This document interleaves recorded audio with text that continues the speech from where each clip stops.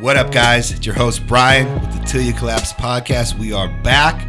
Scotty, how you feeling today? I don't have a mic. Oh, I'm feeling good, though. I didn't have a mic. I forgot he didn't have a mic today, guys. Anyways, if you heard that, he's feeling good. He's looking good. So, guys, I want to just take a minute and tell you guys how grateful I am of you guys and how proud I am of you guys with this whole put the cart back movement.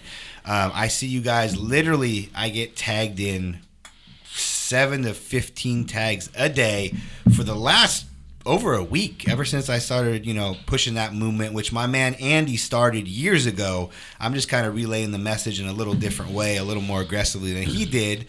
And, man, you guys, it really seems like you guys get the message behind the movement. I love seeing you pushing the carts. I mean, we got grandmas pushing carts. We got kids. I love seeing the kids, the young kids growing up learning that. But guys, thank you for really pushing that movement. It's something I really am passionate about and believe in. And guys, I am really excited about today's podcast. Today we're doing something new that we've never done before. We got this little room full as hell with bodies. And we actually, I met these guys about, how long ago did we meet, guys? 2 weeks? Yeah, 2 weeks. Yeah. 2 weeks ago, guys. On Instagram. On Instagram. Yeah. And this is the power of collaboration. And I've always talked about the power of collaboration and really meeting people that are like-minded, in this space. And there's some really good people in this space for the most part. And I met these guys, and they're younger. They're in their early 20s, and they really impressed me. Because you guys know, I've talked about how I feel about, the younger age, younger demographic, about a lot of their work ethic and stuff like that, entitlement. For the most part, I would say that's the most part for the masses, but there's always those select few. And these guys really impressed me, not only with their knowledge, how sharp they were, how well spoken they were, honestly, better than me. I'll keep it real. I'm never trying to be something I'm not. You guys know that. And these guys are more educated than me and more well spoken. And as far as educated, they didn't go to school perhaps, but they've educated themselves on their own more than I have. I can just tell by the way they speak. And I'm really pleased to have them on here. We're going to ask a question today, and we're going to answer some questions as a group.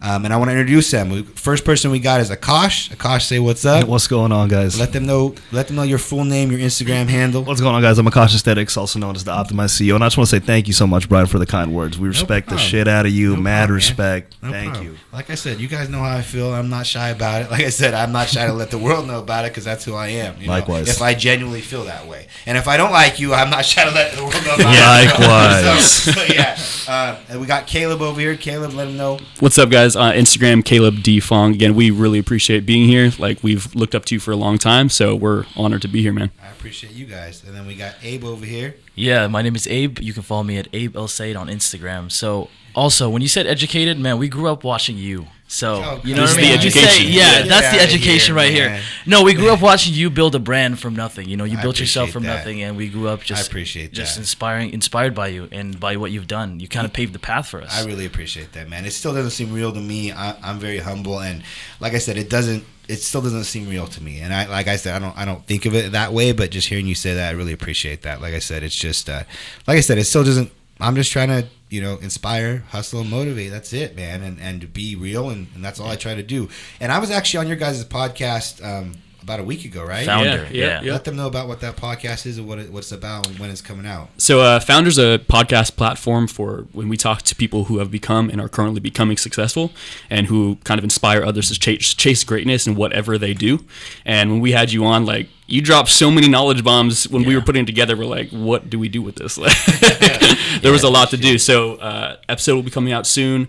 Founder, FOWNDR. Awesome. And we got a good content from that. Like I showed you guys that video we got. That was a fire video. Guys, watch for me to post that video. I'm going to post that video because they're very organized. And like I said, more polished than me. Me and Scotty do shit by the seat of our pants. And that's just how I am. Like I said, I'm real who I am. We release shit as we go. Release it. They're very smart. They're building up content. They're building up how many episodes you guys have built up so We have far? about 6 episodes. So they're building up content. They're going to have it all set and then kind of release it in the way they want to, which is a very tactical, good way to do it. Hats off to you. It's not how we do shit, but that's great. So the episode will be coming out. I'll be posting a video and tagging it. You guys are going to want to listen to it because, honestly, I've never been interviewed like that before, and I thought it was a good episode. I thought I gave some good info out, and you guys are going to want to hear it. So couple things as well, guys. We got some Vital Minds here. You guys know we're releasing this new CBD company. We're excited. Vital Minds right here, and we're gonna actually spark up.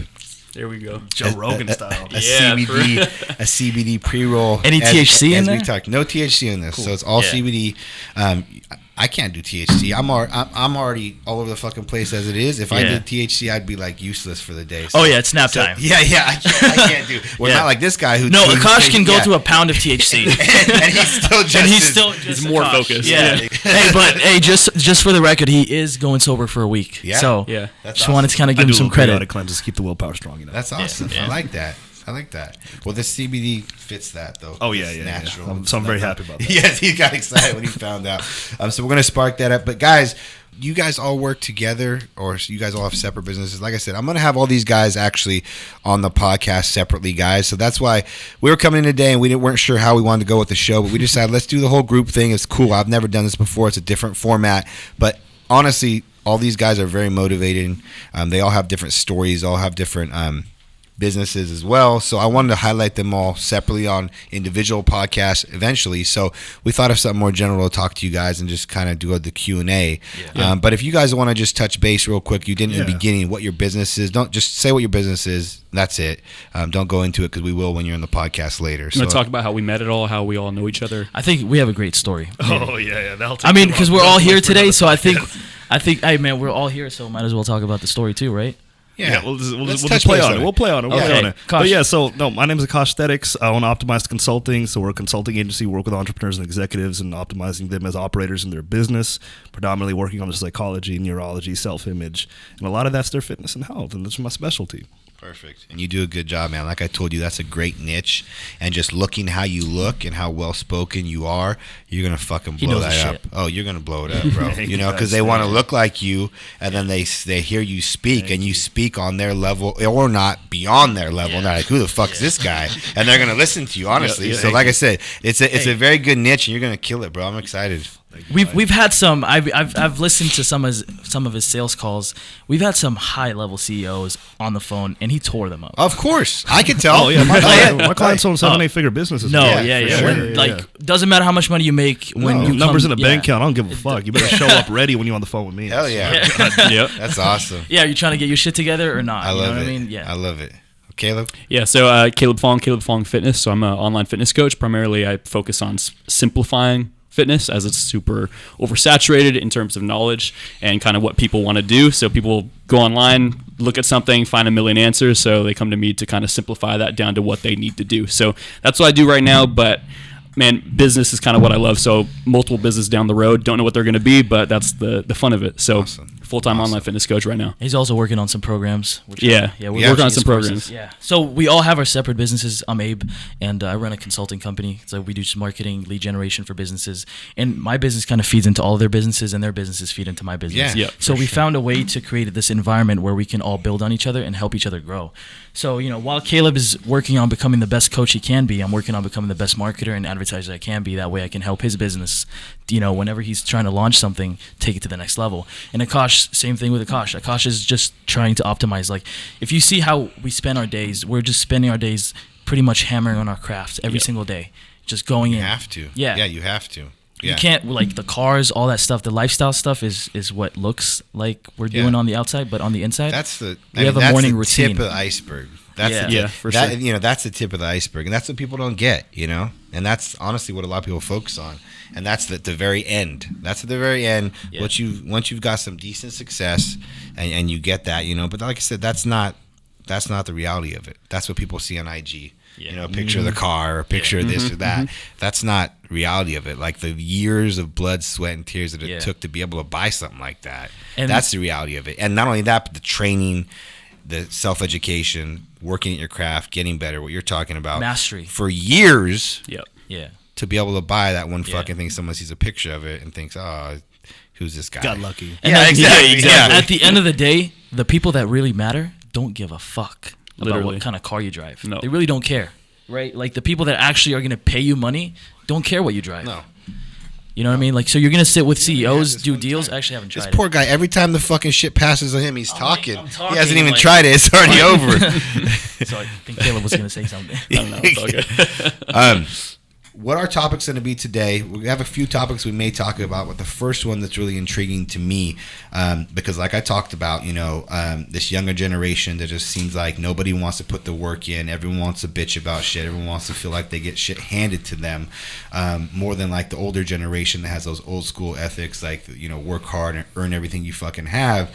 But you guys, like I said, I really connected with you guys, and I really respect you guys. And like I said, I speak highly of you guys. Even though we haven't known each other that long, I'm a good read of character. And I know you guys are going to do big things. But the thing I'm wondering is, because I didn't start my first company until I was 31 years old and kind of already established, in age. And, you guys are in your early 20s, and you guys have been, going on your entrepreneur journey. And I know I'm interested to hear, as well as all the listeners, because I know some of these listeners are young entrepreneurs, people want to get started and get going, is what kind of adversity have you encountered? What kind of challenges? What have you had to deal with as far as, beating that stigma, because that stigma is out there, and also just, with your big goals going forward, what have you guys encountered? Like, let's hear about it. Like, I want to hear about your story, and not your full story, but just as far as on that topic, anything you can talk on, because I know you guys have dealt with it. You guys can go in any order. Just make sure whoever wants to answer, don't interrupt each other. You guys can interrupt each other, but just before you talk, let them know who's talking, because they're not going to really know who's talking when they're listening to it. So. So the biggest thing that, and I'm Akaash again, by the way, I just want to clarify this. We've got a lot of heads in the room, so this is Akaash speaking. So being in my early 20s and being an entrepreneur, the main problem that I have is having an overabundance of knowledge without the experience, right? You are very knowledgeable and well-spoken. Thank you. I appreciate that. And like I said, this man here, he's got a beard that's even bigger than mine. Yeah. And he's a big-ass dude. And like I said, I've dealt with it all my life. I got tats. I got a beard. I'm kind of, in a sense, a meathead. People want to call me that. And then this man speaks, and he has a very well-spoken voice. He's very, well-spoken. So he doesn't, like, you don't expect to hear that from a man that looks like him. Yeah. I personally dealt with this. Like I learned the word vernacular from this guy. He has great vernacular. You know what I mean? Yeah. Akaash, like when I first met him, I was in business already. Like was doing my marketing stuff, and he was trying to soak up as much information from me as possible. So he would like literally ask to meet with me, and we'd sit at Starbucks, and he would have a notebook ready. And then in my mind, I was like, this buff dude really just wants to get my ideas so he can take it and do his own thing. Yeah. But he's never going to do it because he's a bodybuilder. Yeah. Because that's the category that I put him into, because he was just so big. Yeah. He couldn't look like anything else. And then he started talking and asking the right questions, and he started, we started having conversation. I was like, this dude is intelligent. Exactly, right? He's so intelligent. And that's what, like I said, I love that. I love when you're expecting one thing and you get something totally opposite. So you probably thank you. Continue speaking on that. I mean, absolutely. But so the problem that I came across is, so I'm very well read. So I've read like close to maybe like 800 books or something like that at least. So I have so much knowledge. Like I know exactly what it takes. I've read like 10 books. Right. So I mean, I'm a voracious reader. I love knowledge. Like I get off on it totally. That's awesome. So I know exactly how to build the multiple 7-figure, 8-figure business. Yet I do not have one currently in this moment. I'm getting there. Well on my way. I'll be there very, very, very soon. But that's the main problem I come across without having the amount of time being alive on this earth to actually execute upon all the knowledge. Because knowledge is not power. Applied knowledge is power. Right? When you go about applying these concepts that you think you might actually understand in your head, it's a whole different ballgame actually executing upon it in the real world.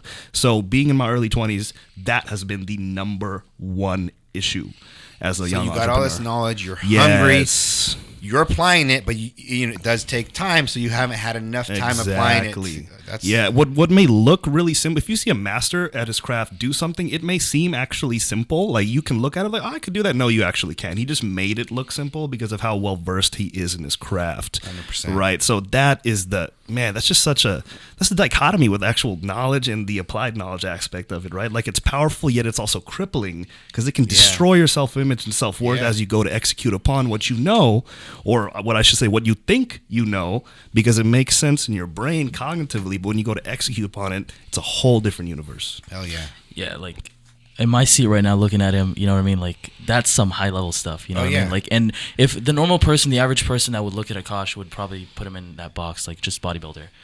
And honestly, like, that's why I have so much respect for him. Oh yeah, me too. Like I said, and I've dealt with it, and like I said, I'm not anywhere near as, you know, well read and well spoken as him, but I've built this from nothing. I'm a hard worker. I've earned everything I have, and I'm not your typical meathead as well. But people 100%. Look at us and me like that, and they put us in a box for sure. So we're breaking the mold, man. That's why you have to have one beard at a time. One beard at a time. It's when you have those real conversations, then you have one conversation with Akaash, and you're like, oh, okay. Yeah. Like, what are we really going to talk about? Like, I love you guys too. Hell yeah.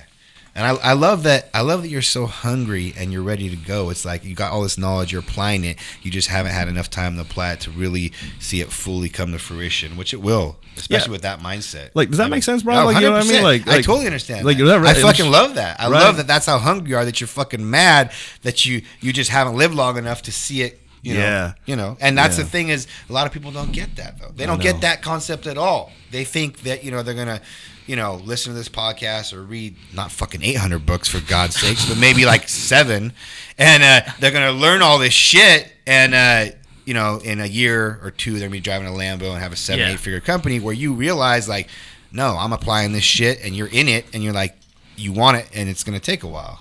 But you realize that, and even realizing that is a very, very powerful thing. That was a game in itself. Hell yeah. That was a game in itself, and working through that internal emotional turbulence that goes through with entrepreneurship. Yeah, that's amazing. You will not get rich after reading Think and Grow Rich. It's just not going to happen.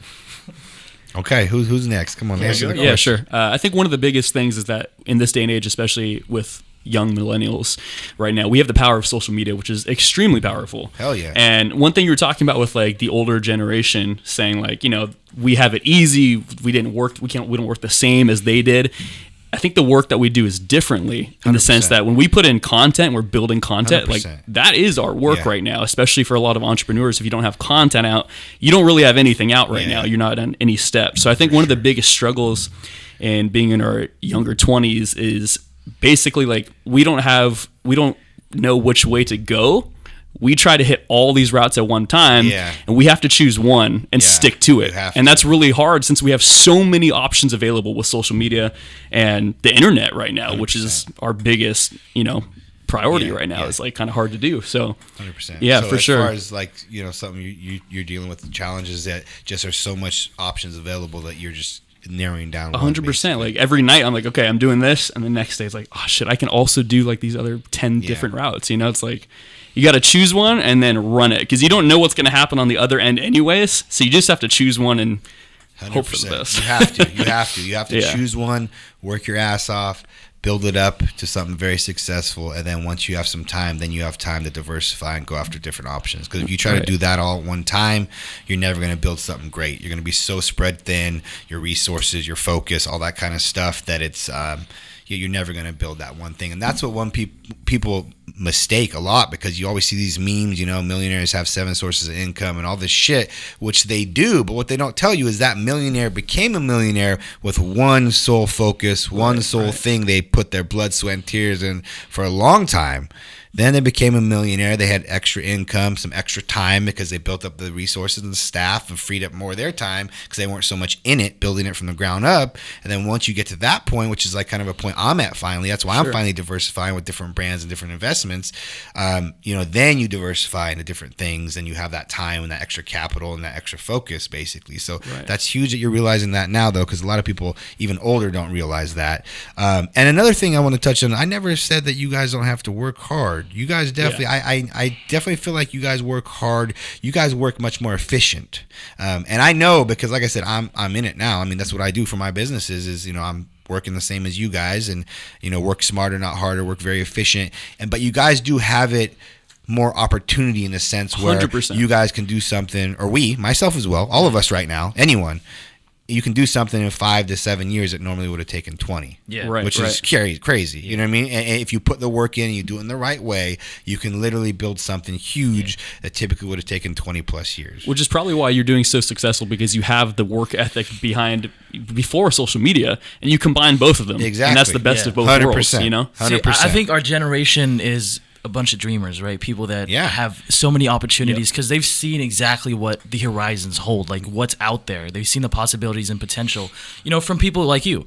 Like in the past, what drives me, this kind of like how I got into all of this, What drove me was, in the past to get rich, you had to either, work for a company, right? Or own part of the company in stock, right? Yep.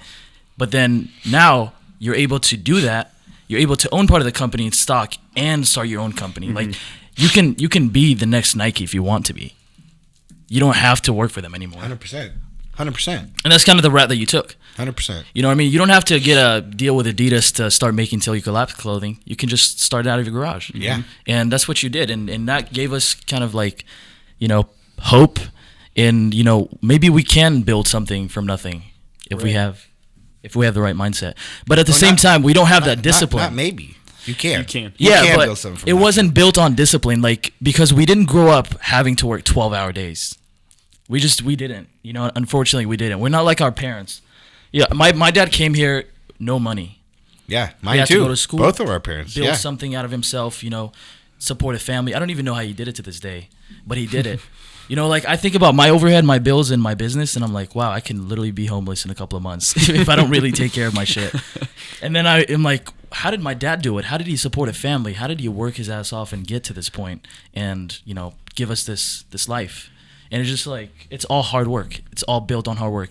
I know that for our parents, like if they took that risk, you know what I mean? Like they wouldn't have, it wouldn't have made sense for them to take that risk to start the business and just kind of bootstrap the process and start, build it on nothing. It doesn't make sense. That people don't understand that what you said. Like entrepreneurs, if they don't keep pushing, they can go homeless broke in months. But people don't know that. People don't think about that stuff. Like the potential of starting a business, being an entrepreneur, that can happen. Even if you're making 8 figures a month, it's a possibility. Oh yeah, for sure. Yeah. Because as you scale and you build, you have much more expenses that come along the way. Yeah. And as those grow as well, and that's the thing is, and I've been very good at up until this point, is and a lot of entrepreneurs, that fail aren't that good at this. Is as you scale, you got to do it very carefully. Where you definitely grow and scale, but you do it in a way where you don't put yourself way out there. Whereas like you're like that close to failing, which a lot of people do. And that's kind of how you did it too, right? Yeah. I mean, you had a family at that point too. Oh yeah, 100%. So your story kind of also is very similar to a lot of, like a lot of the stories that I've been seeing with the people that are kind of just jumping in kind of just no plan B. Yeah. Yeah. If this doesn't work, we're going to be on the street. Yeah. And that's, that's honestly, that's a good way to be, honestly. I mean, you have to go all in. You can't be half in, half out. You can't have that in the back of your head.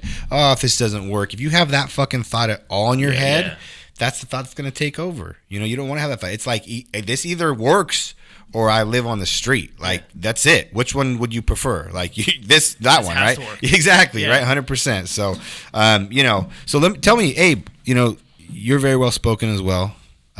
English isn't even my first language, by the way. How many languages do you speak? 3. Okay. Yeah. More than me. Yeah. So what as far as the question that we had, what kind of adversity have you had? I know your adversity as far as your family. That's a pretty big one. But other than that, was there more? Do you want to tell them about that one or? Yeah. So I come from a family. My background. My parents are both dentists, and I have 2 siblings, and they're both pursuing dentistry too. So when I told my parents that I no longer wanted to continue on with the education process, they were like heartbroken. So when my parents came to this country, like they really just wanted to give us the best opportunity there was. And for me to say, you know what, I don't want to finish my schooling, I just want to start a business, to them that was like, wow, like we literally he's a brat. He doesn't understand the opportunity. He doesn't understand the magnitude of what ungrateful. Very ungrateful. So they felt betrayed. And the consequence of that was, my parents completely pretty much cut me off. To this day, there's no communication whatsoever. To this day. And would you? I mean, that's got to be hard, man. It's very tough. I mean, man. Were you close with your family? Very close. Because I mean, look, you come to this country. I came here when I was 12 years old. You come to this country, you don't have anything else but your parents, your family. I was bullied in high school, so I didn't have any friends. I was bullied in middle school because I was different. You know what I mean? So, like, I really didn't have anyone to rely on except for my parents. And to me, that was like, that's all I have. So for me to disappoint my family by pursuing entrepreneurship and having a bigger dream that encompasses all of us, man, that they didn't understand at the time, It was very heartbreaking. So you're living it. I mean, because here's the thing. I talk a lot about it. I've never dealt with it to that level, about pushing the negativity out of your life and, focusing on your dream and your goals, and you have to, and it may even be family, and it's like, you're living it. And it's almost like, that them not supporting you is something negative towards your goals and dreams, but it's almost like you didn't push them out. They just kind of disowned you. Yeah. And you're still pushing forward, man. Talk about that. I mean, is it hard? I mean, is that fucking light a fire under you? Like, you want to fucking succeed so huge to be like, look, guys, like, because here's the thing. My dad was very pissed at me, and I've talked about this before, that I didn't go to college because it was huge, go to college, Middle Eastern, you got to get educated. And he was very mad because he was willing to pay for all of it, and I didn't go. I just fucked it off, and then now that I'm slightly successful in my eyes, at least, he's very proud of me. Like, he sings my praises, he tells everyone about me, like, he's very proud now, of course, but back then I was a fucking outcast that didn't go to college, but now he's like fucking holding me up on a pedestal, which is great. It feels good for me, but for you, I mean, is a fire under your ass to succeed, to kind of prove them wrong or show to them, or what? Because I literally have nothing else for me to go back to except for my parents. And if I'm gonna go back to my parents, I'm not gonna go to ask for money. I'm not gonna go as a broke kid. I'm gonna go back as a grown man with a bunch of businesses that he's built. You know what I mean? Like, show them my work ethic, show them my vision. Because for the longest time, I would tell them about my dreams and visions, and they wouldn't understand because they don't live my life. You know what I mean? They don't see the opportunity. They're not on social media. Yeah. They think the only way for you to get rich is to work more. Yeah. My parents are both dentists and they're not rich. Yeah. And I saw it. Yeah. So I told my dad, like, why can't I make more money than you as a dentist and work less? Yeah. Why is that not a possibility? He was like, well, he didn't know any other possibilities because he only lived that reality. Right. So I had to create my own reality, and I had to convince them to come into that reality, and they didn't want to see it. So I had to just walk out of the house. So when I pulled the trigger and made the decision, it crushed me for the first month and a half. Ask Akaash, because he's also my roommate. It crushed me. Like, I was crying. I would cry to him almost every night. It crushed me, absolutely crushed me. Damn, man. Yeah, because that's some rough shit. Yeah, because they're all I have. You know what I mean? Like, my parents, like, I don't have anything else. Didn't really have any friends when I was growing up. But it didn't stop you. No, because my vision is bigger than that. My vision is bigger than myself. Like, my business mentor once told me, you got to take yourself out of the picture. Right? That's huge. When you have a vision, you got to take yourself out of the picture. Whatever you feel about the vision is however you feel, but it's not the truth. Like, you got to be able to detach yourself, your personality, your emotions from the grand picture and let things roll. And from there, I grew my team. Like, now we have 4 people full time. That's huge. Doing this. That's huge. I wouldn't have done that living with them. I know that. And like any adversity due to your age, like anything you ran into people. Oh, yeah, that's 100%. A lot of my friends that are obviously my age are going down the same path that they think they have to go down. College, find a 9-to-5, retire, and then finally be happy. And I think that if we talk about the ability that we have now to actually pursue this, if we want to, we have other options too. And if you want to and you feel like you can, then you should. And I think that could be something really powerful for people to talk about, because I know a lot of people that want to, but they're like, nah, I probably can't. I have to get this job. I have to follow what my parents said. Yeah. I have to be pushed through the system, essentially, finally retire, and then I can start being happy. And I think that we have the opportunity to tell them, like, you do have other options. You have the ability to. And that's what we're doing. And that's what I'm trying to do with my message, because you guys know my story. Like, what should my idea be, right? What kind of business should I start? Yeah, like, what are you good at? That's very relative to them. Right. You can't really answer that question. Because a lot of people think about, like, what makes money. Yeah, you just got to jump into something. People trying to, like, do something that makes money. I'm like, that's going to for sure fail. No, you can't. That's the biggest. Oh, yeah. No. Like, everybody I tried wants to start to a hot sauce money. company because I thought we could just get into Costco. Epic fail. Just started a marketing agency because I was like, oh, Abe's doing a good job. Maybe I could do that too. Fail. Yeah. You know what I mean? Yep. For sure. You got to figure out what you're good at. I was a coach. Started a yoga pants company because we've seen Till You Collapse coming up. I swear to God, true story. You think this is a joke? I'm not joking. No. It was called In My Yogas. Okay. It was In My Yogas. Let me hear about it. The plan was to take you under. Dude, let me hear that. I love to hear this shit. Yeah, we we're hacking all your Instagram and stuff. Not actually like hacking, but like looking what you do. Yeah. It's actually flattering and humbling, and I like that shit because you're a fucking hustler. So I'm not mad at all. I actually love that shit. Tell me about this shit. So they need to hear this. So Til You Collapse is doing this. We're doing like high end apparel. I was like, okay, how can we compete? So we like figured out how to make this like we found this drop shipping. We're going to do a drop shipping style and be able to give people the same quality leggings, just generic branding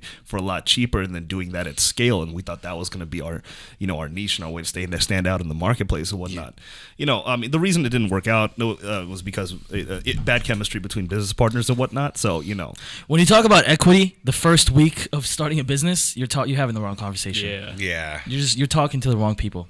Yeah. And I think, like he had the vision, he had the drive, he had the work ethic and the discipline. Yeah. But I think because I was pitched the same idea, like I was pitched to come in and help out, but I looked at his network, I looked at the people that he was around at the time, and I just didn't like them because they were more focused on, like how are we going to split this up than how far can we take this? Yeah. And then we talk about what we're going to split in the future.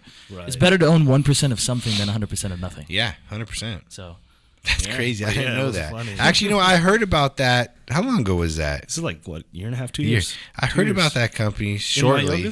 I didn't know you guys were involved in it, but that's hilarious. Not me. I fucking love that. No, it's so fucking hilarious. And like I said, that's perfect example though. It's you can't just look at what someone else is doing and say, okay, that guy's successful at that. Let me just get in that and try to almost mimic similar what they're doing.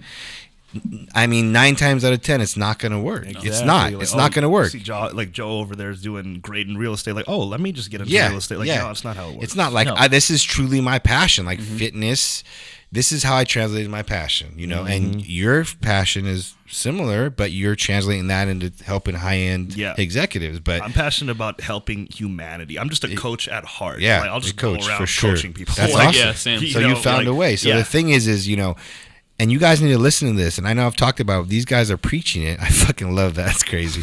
But, you can't just look at, okay, this guy's doing this. Let me mimic him and copy him because it's not going to work, Unless for by chance, that's your passion, that's what you love, and that's what you're going to good at. Then maybe you got a chance. But 9 times out of 10, that's not going to line up that way, because if you're looking at it from that way anyways, it's something you maybe had no interest in. You're just looking at it because you see someone that's doing it well. And that's why you're looking at it. So guys, just find something that you're good at and you love. Like I told you, I don't feel like I'm working. Like I just smoked a CBD with these great young dudes in here. We're doing a podcast. I'm making money selling leggings. We're about to launch this CBD brand. Like, yeah, you're smoking your own brand. Yeah, exactly. Right. Like own supply. Yeah, exactly. You are the supplier. You know what I mean? So I mean, this is the thing. Like, I can't complain. That's a lot of power, and that's why I got so much gratitude because I did create this life. I created this for myself. Right. No one else did. And I give myself credit for that because I put in a lot of work, but I'm so grateful and so blessed that everything has gone the way it is, and I realize that every fucking day I wake up, what I mean, that this is a life I live. And if you would have asked me 10 years ago, my cars are being repoed and my credit was ruined, and for the last up until a year ago, my credit was in the 500s and I was down in the dumps for the longest time. 4 years ago, I was driving down a hand-me-down car because I couldn't even get a loan for my own car. And now, in a short amount of time, I'm fucking driving a Rolls that I bought myself. And this should motivate you guys to know that no matter how rough a time you're going through, because I've been through the worst, that you can come out the other side and make something for it, but you got to fucking want it and you got to work for it. There's no secrets or shortcuts or anything. And here's the thing, Brian, you believed in TYC, right? Yeah. You had the absolute most belief that it was going to work out. Yeah. So a lot of people, when shit hits the fan, and they're not seeing the money come in, a lot of people will just opt out. They're like, you know what? Sure. Let me just go get a job. I mean, like that third year when I grossed $70,000. I mean, my first year I did $110K. My second year I did $160K. My third year, I did $70K. And in that third year, I was a sole provider. This was my sole job. We were already living, barely scraping by, paying, you know what I mean? Because when you're grossing $160K, in businesses, it was just me as an employee. I didn't have a bunch of overhead. It's out of my house. So even still grossing $160K, you're netting, maybe half of that if you're lucky. If you're lucky. Yeah. And I'm providing for a family of 4 at that point. And then it drops down to $70K. What would most people have done? You know what I mean? I'm a fucking hustler. I've been in sales my whole life. I can go get a $200K sales job and make $200K a year overnight anywhere I want to. What did that internal dialogue sound like when you figured out you just made 70K gross that year? It was, you know what? I didn't have second thoughts, man. All I knew was, because I had lived, that first year I did both, my side hustle, my full-time job, which was hell, those 20, 21-hour days. Where then I made enough where I knew, okay, I can support my family and my bills, and I can make this jump and go into this full time. And once I made that jump full time, you guys know, entrepreneur life, the freedom, there's nothing like it. Yeah. Like waking up, having that freedom, doing whatever the fuck you want to do that day, not answering to anyone. That's the biggest reason why most of us do this, And after you've had that feeling, I could never imagine going back, even though, I had that worst year ever, and I basically was broke again, and I got all these kids and my wife's, relying on me. I had no, I didn't even for a second think, okay, let me quit this company and go get a 200K job sale, pay my bills, make a little money. I had that freedom, and I was like, all I thought was, what the fuck am I going to do, and how do I turn this around? And you know me, I take action extremely fast and extremely powerfully. That's why I've gotten to where I am. Like I said, we know it's not my fucking education or my, my knowledge set. It's my hard work and my nonstop work ethic and my action taking. And I took action. I fucking redid the whole website, within a week. Within a week, I redid my whole website myself, because this is one employee. I did everything top and bottom for the company. So within a week, I redid my whole website. I redid my whole product line. I revamped everything, redesigned everything, remarketed everything within a week. And then that's when I went from 70K to 1.1 million in about 8 months. Holy shit. So you just took that 70K as just feedback data from the marketplace, like, hey, I need to do this differently. Exactly. And that time, is right about when IG was blowing up. All these influencers were starting their own brands. There was a million other fitness brands. Every day you looked on Instagram, there was you saw a new fitness brand every day. So that was right about that time. So not only did, the style changed, that my style of clothes were kind of going out, because I had crazy prints, and I was the first company that I'm sure you've seen other companies that do it now because they copied me, but I was the first company that ever put donuts on leggings, like food on leggings and stuff like that. I'm sure you've seen companies do that. Yep. I was the first one that ever did that. No one did that before me, so I kind of started taking off, because it was kind of like almost like a fad, it's like gimmick type thing. Sure. And then a combination of that that's nothing that's sustainable. That's nothing you can really grow to scale. And then with the combination of the market, I realized there's so much more competition than there was even a year or two ago, like night and day, like triple the amount of competition. So I was like, then I looked at, other brands and other companies that were doing good and said, okay, how can I, take what works, add my spin to it, make it my own, and then kind of run with that. And that's kind of what I did. And like I said, by myself overnight, and that initial massive action, that initial massive growth, and then the rest is history, Yeah, that's how it's done. Yep. Yeah. So you just handle business, That's it. Yeah. So anyways, guys, Scotty's saying wrap it up. We're about to die. We can keep talking. We can keep talking. Really, though, I really appreciate you guys coming on. Honestly, I think people are going to get a lot from you guys talking. These are the young entrepreneurs coming up in the 916. I'm really grateful to have met you guys. I really feel a good connection with all you guys. I feel like we're going to do a lot of collaborations, and we're going to really grow together, and we're going to all be very, very successful together. I have no doubt about that. And you guys know, listening to this podcast, the way we grow is you guys sharing it, you guys telling your friends, your family, you guys posting us on Instagram. So please, if you got something from this podcast, post on your Instagram, share it. I'll repost you if you tag me. You guys know that. I'll give you some love and shout you out as well. But we really love you guys. We appreciate you guys for listening to us. Until next time, like I said, I'm going to have all these guys individually on the podcast so you hear their story in depth. I'm out.